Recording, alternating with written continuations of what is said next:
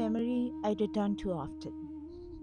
I was sleeping in a room with my cousins, surrounded by my grandfather's books. He had passed not long before that, and the house felt different, quieter, but not empty. I remember, somewhere between sleep and waking, that I felt a presence near the staircase. I didn't open my eyes.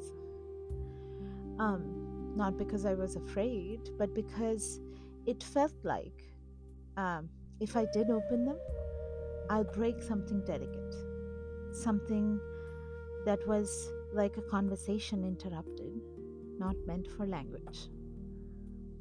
Sometime in the morning, somebody casually mentioned that after death, the departed soul often lingers near their house. There was no debate, there was no argument, it was just said. Years later, when I moved to Canada and the US, I remember having a similar conversation in a room full of friends, and the response was immediate. It must be sleep paralysis. Same experience, but different realities. That's when I started wondering, are paranormal experiences really about the spirits or of the framework we inherited from where we grew up? Welcome to the Ganges and the Great Lakes. I am Aditi, your hostess, and this is a conversation lived in the in between. In the first part of the podcast, we'll talk about Indian theology and how the reality is layered.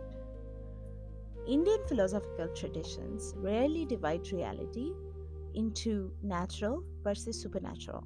Instead, there are levels of reality, layers, stratifications. The Brihadaranyaka Upanishad says, as a man acts, so does he become, as his desire, so his will, as his will, so his deed, and whatever deed he does, that he attains. Existence then continues through transformation, and death is a transition, it is not a disappearance. The Preta represents a soul in passage. It is neither embodied nor is it fully ancestral. The Garuda Puran extensively talks of this concept. In Pret Kalp or Uttarakhand, it says, sustained by remembrance and offerings, the departed moves towards the realm of the ancestors. So here, the relationship continues beyond death. The unseen is relational. The Katha Upanishad, a dialogue between Nachiket and Yama, the lord of death, confronts this question head on. They say the wise one, knowing the self or Atman as bodiless among bodies, does not grieve. Why not grieve? Because the self is not reducible to the body anymore. Adi Shankaracharya later articulates this through Advaita Vedanta. Brahman alone is real, the world is a dependent reality, and the individual self is none other than Brahman. Reality itself becomes stratified, empirical, subtle, ultimate. In such a worldview, the unseen is not abnormal, it is expected. In the second part of the podcast, we'll talk about the Indigenous perspective, the concept of the living world. Moving to Canada introduced me to a worldview that quietly resonated with the way I grew up. Many First Nations traditions do not distinguish the spirit from the environment. Anishinaabe scholar Basil Johnston writes, the earth itself is alive, and humans move within a community that includes animals, winds, stones, and spirits. Anthropologist A. Irving Hallowell observed that among Ojibwe communities, personhood was not limited to humans. Some rocks, storms, and places were understood as beings with agency. He realized Western categories, animate versus inanimate, were culturally specific, not universal. Another scholar later argued that indigenous knowledge systems are relational epistemologies. Knowledge emerges through relationship, not detachment. This changes the meaning of paranormal encounters completely. They're not violations of nature, they're interactions with the expanded community of existence. The land remembers, the land responds. And suddenly, Indian ancestral cosmology and indigenous Canadian ontology began to echo each other, independently developed, yet strangely aligned. Science enters the conversation. Modern neuroscience offers another interpretation entirely. Psychologist Alan Chain's research on sleep paralysis shows that many people experience presences, footsteps, figures near their bed, intense realism. During REM sleep, the brain's threat detection system activates while the body remains immobile. The mind generates agency.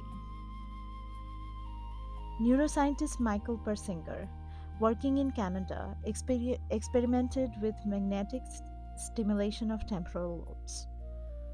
Participants frequently reported a presence nearby. From a scientific perspective, the brain is capable of producing deeply convincing encounters.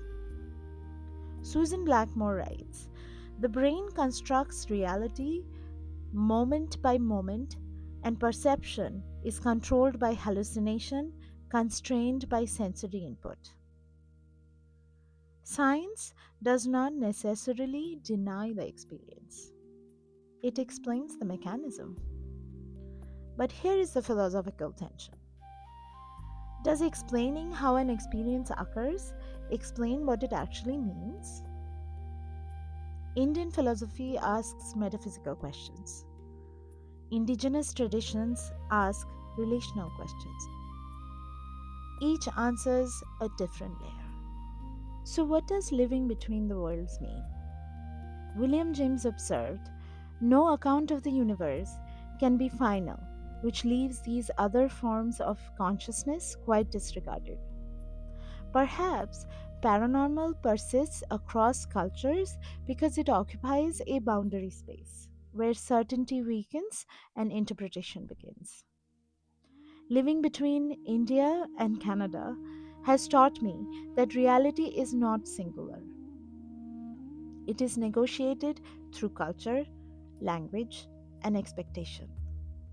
In one world, the presence is an ancestor, in another, a neurological event, and in another, a being of the land. And maybe none fully cancel each other. Maybe they describe the different dimensions of the same mystery.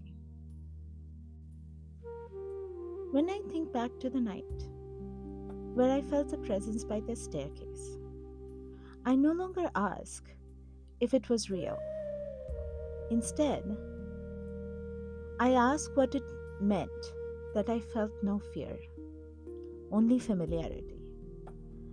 Perhaps living between the Ganges and the Great Lakes mean learning to live between explanations, not choosing one reality over another, but listening carefully to all of them.